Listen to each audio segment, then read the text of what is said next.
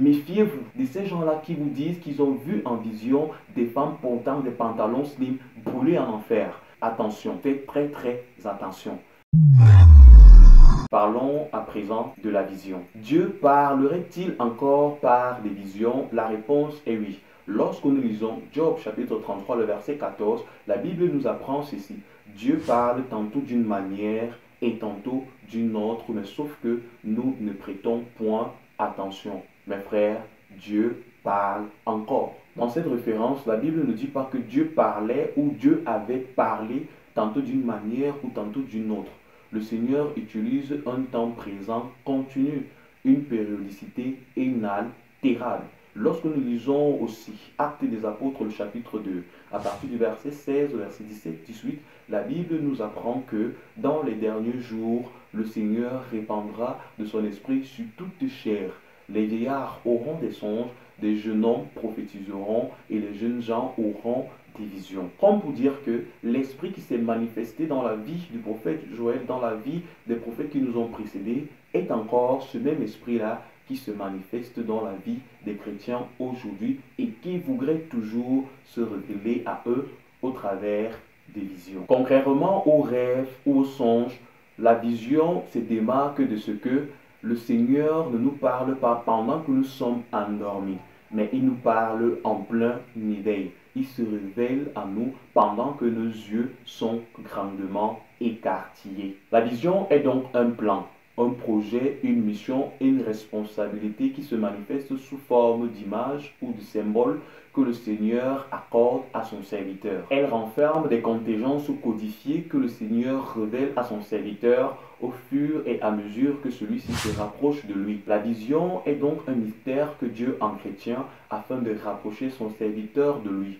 Pour ma part, le Seigneur m'a à plusieurs reprises parlé au travers des visions et je m'en vais vous partager l'une d'entre elles. Un jour, pendant que j'étais à la maison, après un moment de méditation, je me mis à prier. Pendant ce moment de prière, j'entendis la voix du Seigneur qui m'appela et je me mis de sitôt à genoux, face contre terre, pour écouter ce qu'il avait à me dire.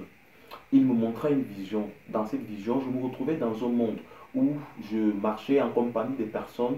On fêtait, on riait, on jouait et pendant un temps, je me suis retrouvé extirpé au milieu d'eux, comme si le Seigneur était venu m'enlever au milieu de ces personnes. Et lorsqu'il m'enleva au milieu de ces personnes, il me retira dans un coin pour m'instruire, pour me parler, pour se révéler à moi. Et après qu'il ait eu à me montrer cette vision, il me dit ceci. Regarde, je t'ai retiré du milieu de tes frères, je t'ai pris au milieu de tes frères afin que tu leur ouvres les yeux, afin qu'ils sortent des ténèbres pour la lumière. Tu vas leur dire tout ce que je t'ai dit et tu leur montreras tout ce que je t'ai montré. N'aie pas peur d'eux. Ils te feront du mal, ils te persécuteront, mais je serai avec toi. C'est ce que le Seigneur m'avait dit en ces périodes-là. Pendant des mois, pendant des semaines, j'étais heureux. Je me sentais en fait extraordinaire, je me sentais surhumain, je me sentais privilégié. Je partageais cette vision avec mes frères, avec des sœurs dans le Seigneur et cela nous édifiait. Mais un jour, j'ouvrais la parole de Dieu dans le livre des Actes des Apôtres, au chapitre 26, à partir du verset 16. La Bible dit ceci. « Mais lève-toi et tiens-toi sur tes pieds, car je te suis apparu pour t'établir ministre et témoin des choses que tu as vues et de celles pour lesquelles je t'apparaîtrai. Je t'ai choisi du milieu de ce peuple et du milieu des païens vers qui je t'envoie, afin que tu leur ouvres les yeux pour qu'ils passent des ténèbres à la lumière et de la puissance de Satan à Dieu, pour qu'ils reçoivent par la foi en moi le pardon des péchés et l'héritage avec les sanctifiés. » Après avoir lu ce verset biblique, je découvris en réalité que le Seigneur ne m'avait dit que ce qu'il y avait dans les Écritures. Mes amis, aucune vision ne sort du cadre scripturaire.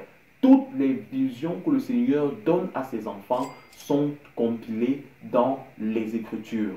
Raison pour laquelle je viens vous sensibiliser à propos de ces gens qui vous disent qu'ils ont visité les enfers et ils ont rencontré des femmes qui portaient des mèches et qui brûlaient en enfer, se repentant, demandant pardon au Seigneur, voulant revenir sensibiliser les gens à propos des mèches. Méfiez-vous de ces gens-là qui vous disent qu'ils ont vu en vision des femmes portant des pantalons slim brûlés en enfer. Attention, faites très attention.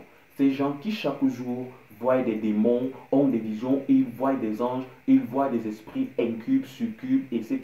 Méfiez-vous, ça ne vient pas du Seigneur, mais c'est l'adversaire qui est en train de vouloir vous séduire d'une quelconque manière. Et pour cela, l'apôtre Paul nous a à nouveau avertis. Lisons ensemble Colossiens chapitre 2 à partir du verset 18.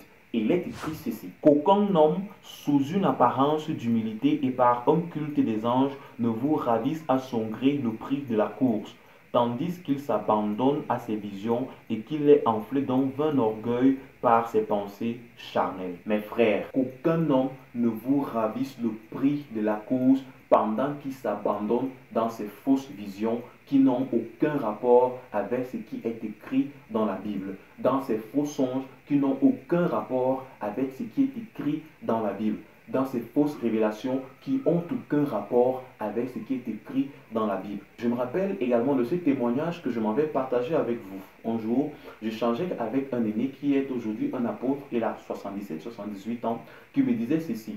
Dans sa jeunesse, il avait fait une erreur. L'erreur d'avoir écouté son pasteur qui lui avait donné une fausse révélation dans le but de le garder avec lui. En effet, il travaillait dans une banque et son pasteur lui avait dit que Dieu lui avait révélé d'abandonner son travail pour se consacrer entièrement à l'œuvre. Et il m'a dit que cette décision avait totalement détruit sa vie, détruit sa famille et détruit son avenir. Ne faisons pas foi à toute révélation. Ne reposons pas notre cœur sur toute vision, sur tout songe. C'est ce que nous disent les Écritures.